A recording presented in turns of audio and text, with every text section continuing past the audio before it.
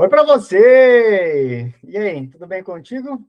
Meu nome é Fernando Garcia, sou psicólogo, psicanalista, sexólogo e tenho grupos de estudos, um deles focado nos estudos do Freud, chamado Travessia Freudiana. Nós estamos estudando nesse momento esse livro, A Pulsão e Seus Destinos, e no final dos encontros eu deixo o livro para quem quiser fazer pergunta. Uma das colegas, a Alessandra, enviou 3 perguntas que eu acho interessante para o grupo todo, e ou para outros interessados. Então, vai a primeira pergunta. Oi, Fernando, tudo bem? Bom dia. Você comentou assim sobre sadismo, autoagressão e masoquismo. Quer dizer que primeiro acontece o sadismo, depois acontece a autoagressão, depois acontece o masoquismo. Existe uma ordem desses destinos da pulsão? Muito boa sua pergunta, Alessandra.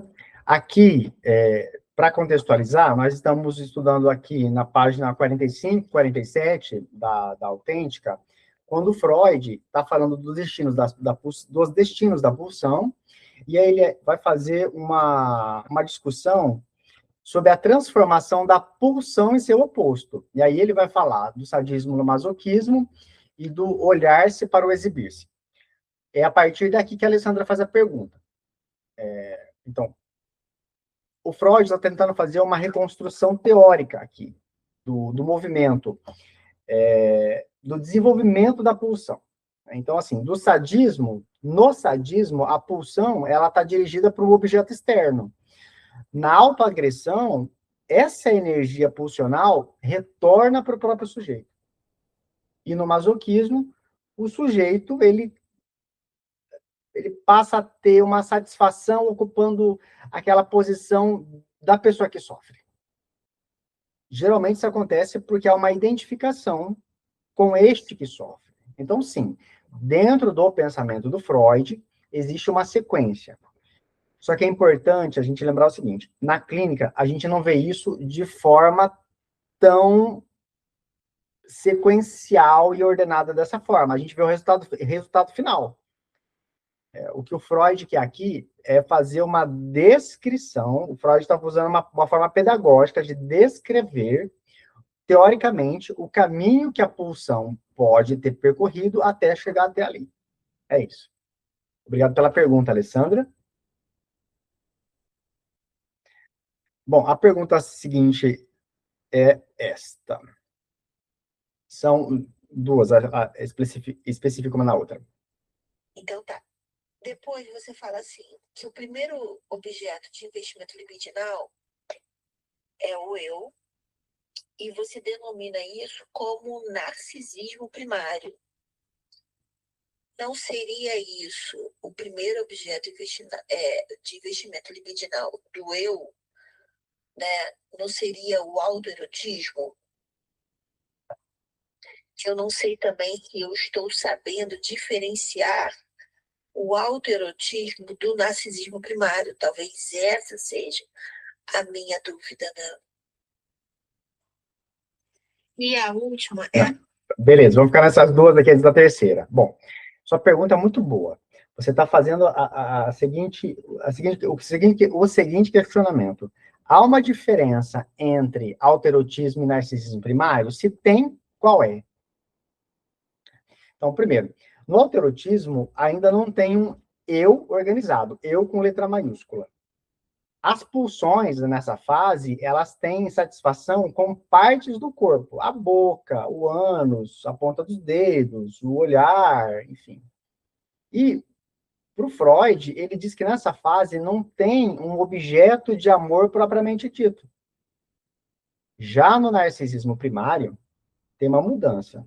Aqui o eu, aquele com o E maiúsculo, ele começa a construir uma unidade.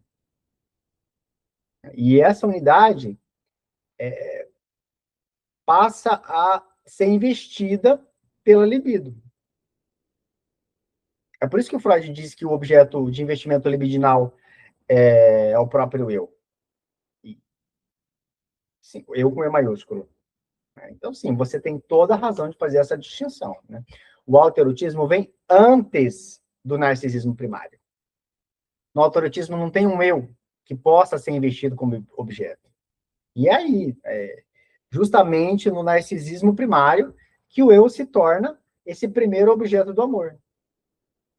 Ou de amor. Do amor ou de amor. De amor. Assim, se eu pudesse resumir para você, fica assim: autoerotismo, setinha, satisfação em partes do corpo, sem um eu, com E maiúsculo, unificado. Narcisismo primário, setinha, o eu já começa a se constituir como uma unidade e se torna o primeiro objeto de investimento libidinal. Tá?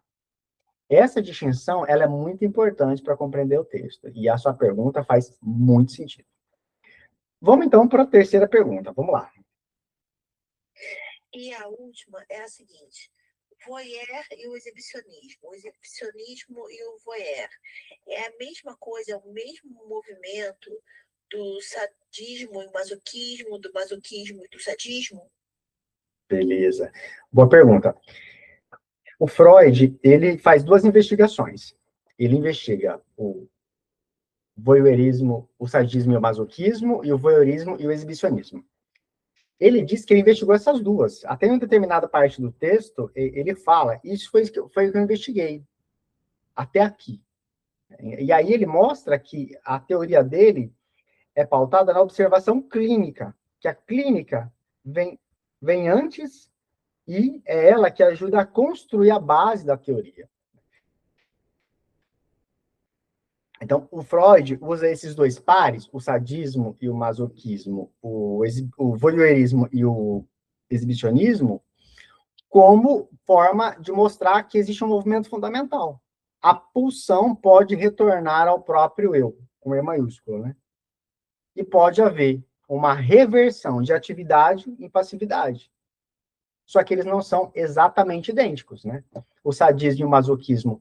No sadismo e no masoquismo, a satisfação está ligada ao agir e ao sofrer, e a questão principal aqui é a agressividade. Já no voyeurismo e no exibicionismo, a satisfação está ligada ao ver e ser visto. E a questão central é o olhar. Então, parece a mesma coisa, mas não é. Por que o Freud usa esses dois exemplos? Porque foi o que ele observou. Significa que é sempre igual? Não. Significa que uma coisa pode se tornar outra. Só que é sempre a mesma energia libidinal. Como acho que falei na aula, brinquei na aula da outra vez, né?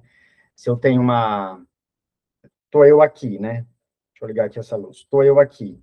E aí, querendo iluminar esse controle remoto. Em um dado momento, eu quero que essa luz passe a me iluminar. Então, do olhar para o ser olhado. O que muda, a energia é a mesma, o que muda é a direção, o movimento. É isso, obrigado pelas perguntas. Se você ainda ficou com alguma pergunta, eu posso te ajudar, escreve aqui ou me manda inbox que eu respondo com o maior prazer. Até mais.